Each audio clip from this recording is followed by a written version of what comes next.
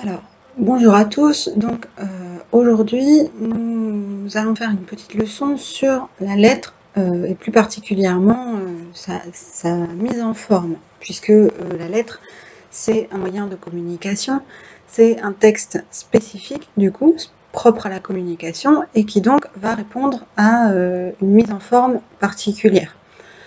Alors d'abord, on va voir la mise en forme générale d'une lettre, qu'est-ce qu'on retrouve dans toutes les lettres. Et ensuite, on va s'intéresser à certaines informations facultatives qui peuvent apparaître sur certaines lettres.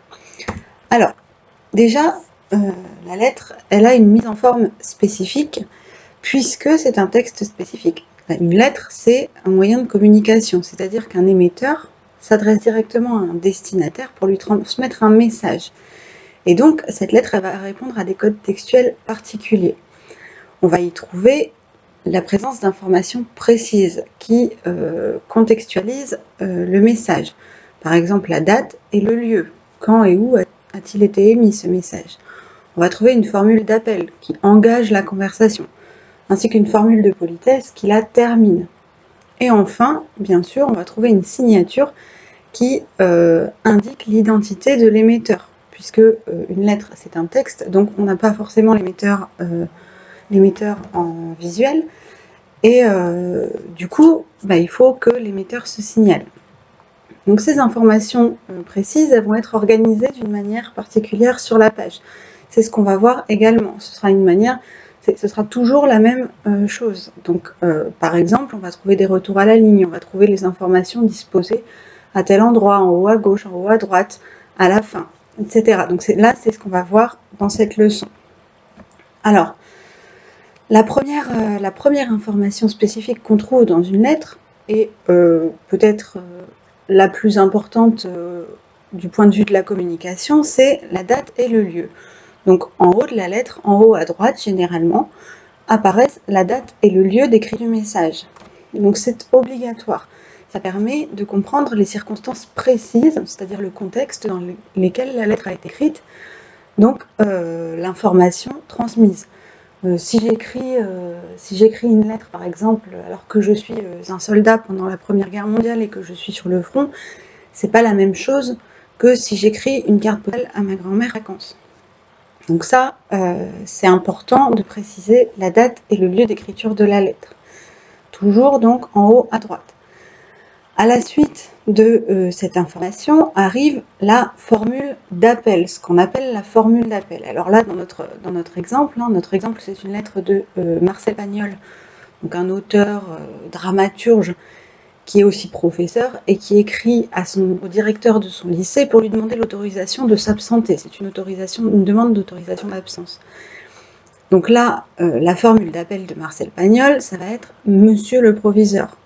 Pourquoi? Parce qu'il veut engager la conversation avec le proviseur de son lycée. Donc cette formule d'appel ou adresse, c'est ce qu'on utilise pour débuter la lettre. On va nommer la personne à qui on s'adresse pour l'inviter finalement en quelque sorte dans la conversation, à être attentive à la conversation.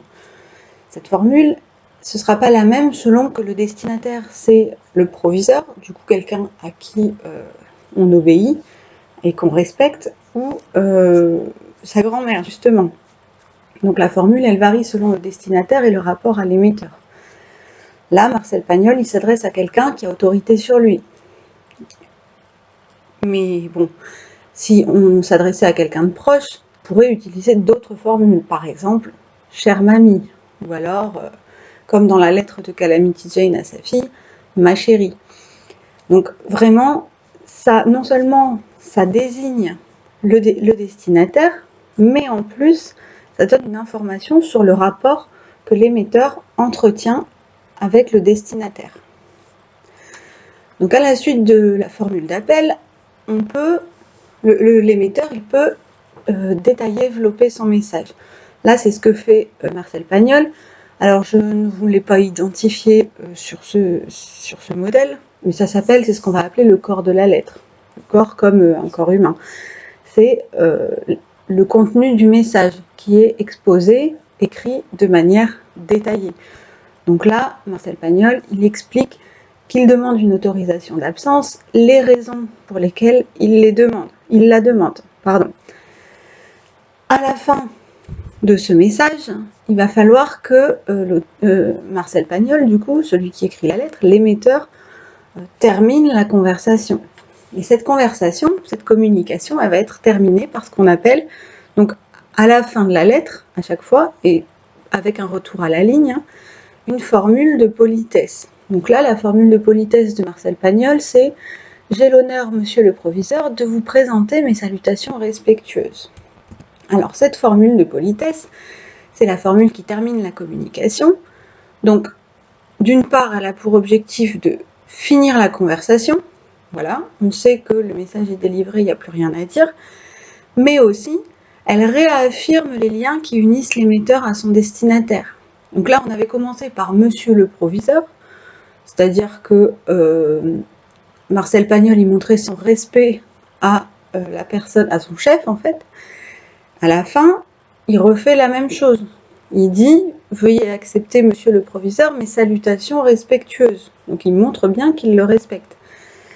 Si on avait pris l'exemple de la carte postale à la grand-mère, toujours, on aurait commencé notre lettre par « Chère mamie » et on aurait fini, par exemple, par « Je t'aime bien fort, à bientôt ». Donc ça réaffirme les liens qui unissent l'émetteur à son destinataire. Mais aussi, ça invite ou non à une réponse du destinataire. On peut écrire, par exemple, dans l'attente de votre réponse, etc.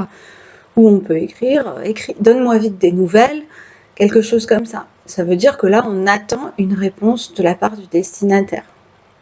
Ça, c'est pas obligatoire. Et enfin, évidemment, au bas de la lettre, on trouve la signature. La signature, elle est très importante parce que c'est l'émetteur qui signale son identité au destinataire. Du coup, le destinataire, il sait à qui il a affaire. Et ça, c'est très important.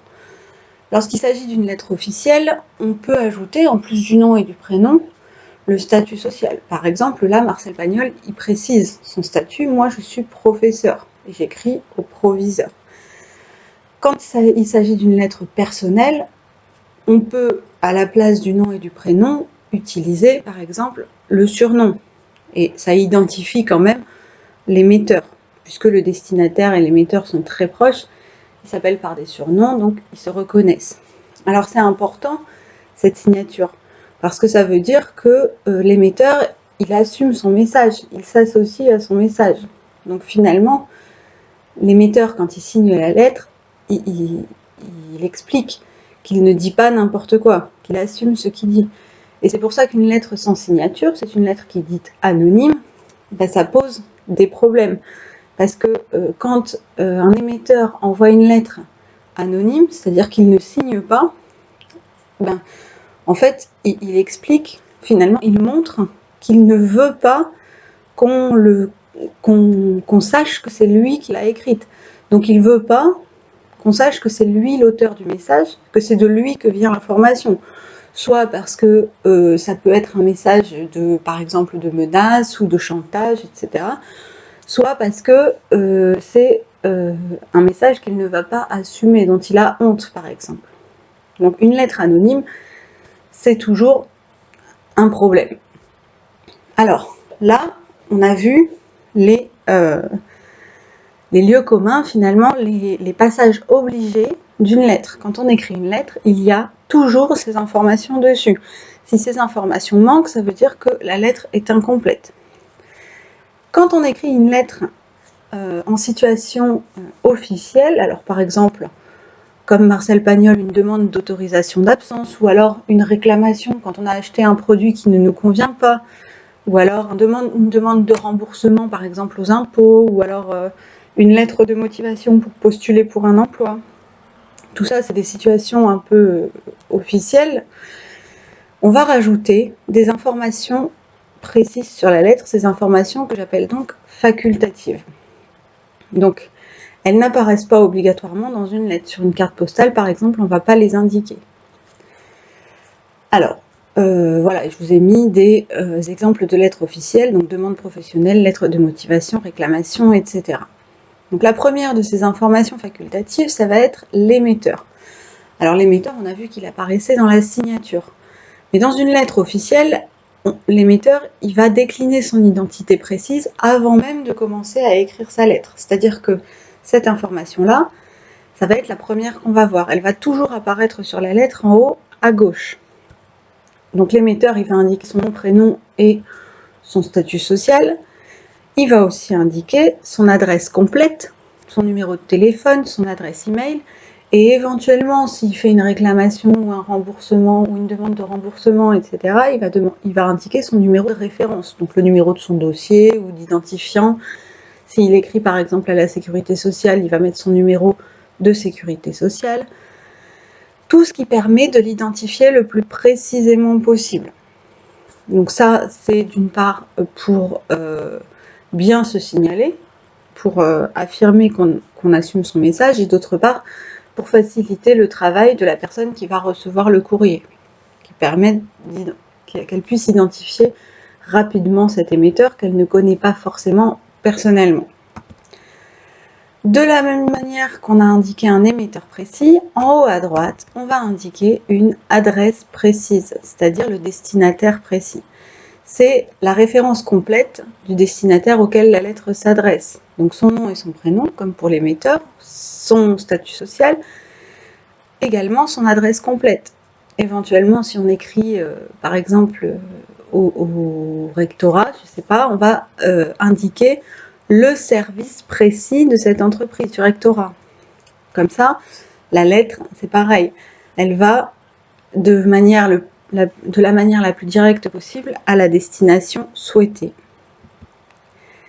Et enfin, on va rajouter, donc avant la date et la formule d'appel, donc on écrit en haut à gauche l'émetteur, en haut à droite le destinataire, juste en dessous, on va écrire l'objet de la lettre. Qu'est-ce que c'est l'objet? C'est l'énoncé clair et très résumé de la raison pour laquelle on écrit, c'est-à-dire de l'information qu'on veut transmettre.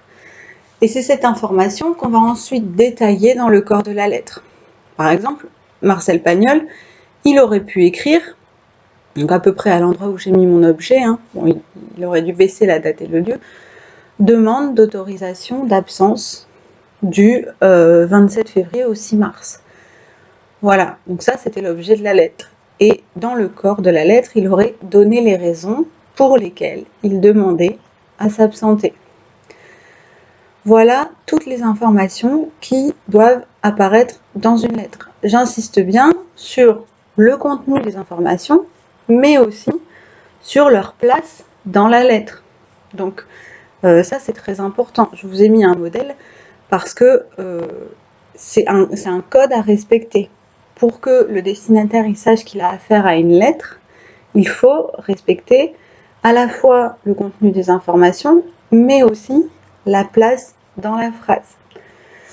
Voilà, j'espère que cette leçon n'a pas posé de problème. Si jamais ça pose des problèmes, n'hésitez pas à me poser des questions. Merci.